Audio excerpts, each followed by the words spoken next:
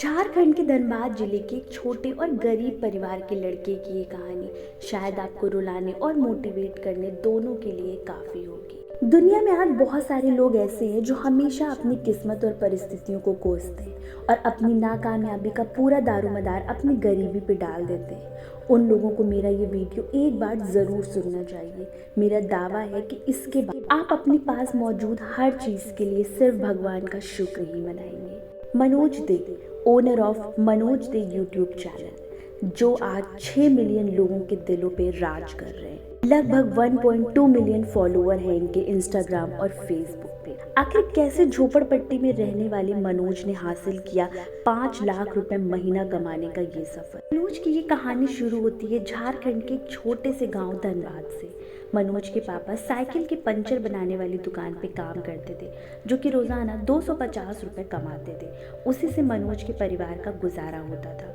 मनोज के परिवार में उनके माँ बाप, दादी और 2 बहनें रहती थी, जिनके भरण पोषण की पूरी जिम्मेदारी मनोज के पापा के कंधों पे ही थी। धनबाद के एक मुफ्त सरकारी स्कूल से ही मनोज ने अपनी पढ़ाई पूरी की। जैसे कि हर गरीब परिवार का ये सपना होता है कि हमारे बच्चों को वो दिन ना देखना पड़े जो कि हम देख रहे हैं। इसी के चलते मनोज के ऊपर भी अच्छे मार्क्स लाने और जीवन में कुछ अच्छा करने की जिम्मेदारी थी। मनोज ने भी 10वीं में फर्स्ट डिवीजन लाके ये साबित कर दिया कि शिक्षा कभी भी अमीरी और गरीबी में फर्क नहीं करती। इंटर कंप्लीट करने के बाद एक बहुत बड़ा सवाल आया कि अब क्या, और उससे भी बड़ा कि कैसे। मनोज के पिता चाहते थे कि मनोज आईआईटी करे, पर कॉलेज की फीस 15,000 होने की वजह से घर में मानो तूफान सा आ गया। पर मनोज ने यहाँ भी हार नहीं मानी और अपनी सबसे पसंदीदा चीज़, अपना कंप्यूटर, जो कि उसे 10वीं की परीक्षा में अच्छे नंबर लाने पे मिला था, उसने वो भी बेच दिया। पर फिर भी फीस पूरी नहीं हुई तो मनोज ने पार्ट टाइम जॉब करना शुरू किया। महज 15-16 साल में अपनी जिम्मेदारी उसने अपने मासूम कंधों पे ले ली। जिस उम्र में अमूमन घर में बच्चों को आधुनिक जीवन शैली जीने के लिए माँ बाप हजारों रुपए पॉकेट मनी के तौर पर लुटा देते हैं। किसी तरह आईआईटी पूरा करने के बाद अब घर खर्चे में हाथ बटाने के लिए घर वाले मनोज को आशा की नजरों से देखने लगे। इसी के चलते गुजरात से आया हुआ 10,000 रुपए की नौकरी का ऑफर मनोज ने खुशी खुशी ले लिया। सुबह से लेकर शाम तक 45 से 50 डिग्री के टेम्परेचर पर उस फैक्ट्री में मनोज का काम मशीनों को ऑपरेट करने का था।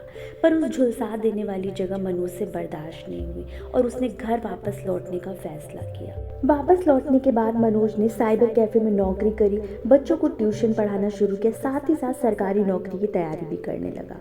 इन सब में मनोज लगभग 2 से 2,500 रुपए महीना कमा लेता था। तो दोस्तों, यहाँ पे कहते हैं ना कि भगवान भी आपकी मदद उस वक्त करना शुरू कर देता है जब आप खुद अपनी मदद करने के लिए तैयार हो जाते हैं। और मनोज की ज़िंदगी में भी एक ऐसा दिन आया जब उसने पहली बार ये देखा कि यूट्यूब से पैसे कमाए जा सकते हैं। पर कामयाबी अभी भी मनोज से कोसों दूर थी। मनोज ने अपना एक यूट्यूब चैनल बनाया और उस पर वो सिंगिंग वीडियोस, कॉमेडी वीडियोस बनाकर डालने लगा, पर कुछ भी हाथ नहीं लगा। कहते हैं ना कि आपको वही करना चाहिए जिस चीज़ के लिए आप बने हो, पर ये समझने में ही लोगों को बहुत समय लग जाता है। अगर लता मंगेशकर ने एक्टिंग की होती और अमिताभ बच्चन ने क्रिकेट खेला होता तो सोचिए कि उनका आज क्या हुआ होता। पर अपनी सही काबिलियत समय पर समझ जाना ये सबके बस की बात नहीं होती। पर मनोज ने बिना हार माने शांति दिमाग से सोचने समझने के बाद YouTube चैनल बनाने के लिए टेक्नोलॉजी की नीश चुनी, जो कि उसके लाइफ में एक टर्निंग पॉइंट साबित हुई।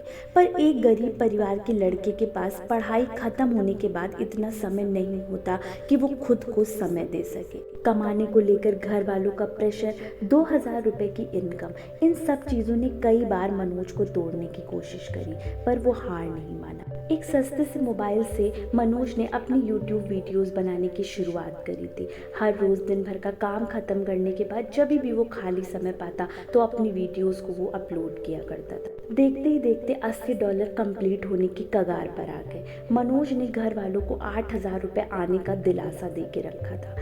तभी वो काला दिन आया मनोज की लाइफ में, जब कुछ यूट्यूब पॉलिसीज़ को वायोलेट करने की वजह से उसका यूट्यूब चैनल डिसेबल हो गया। घर वालों की आस, मनोज का यूट्यूबर बनने का सपना मानो थम सा गया और इसी वजह से मनोज डिप्रेशन में चला गया। गरीब परिवार के लड़कों को डिप्रेस होना, डिमोटिवेट होना भी अलाउड नहीं होता। अब हार मिलने के बाद घर वाले, पड़ोसी, रिश्तेदार सब ने मनोज को कोसना शुरू कर दिया। पागल हो गया है ये, अकेले में बड़बड़ाता रहता है मोबाइल के सामने, आखिर कब तक पिता के पैसों पे पलेगा, जैसी चीज़ें रोज़ की आम बात बन गई।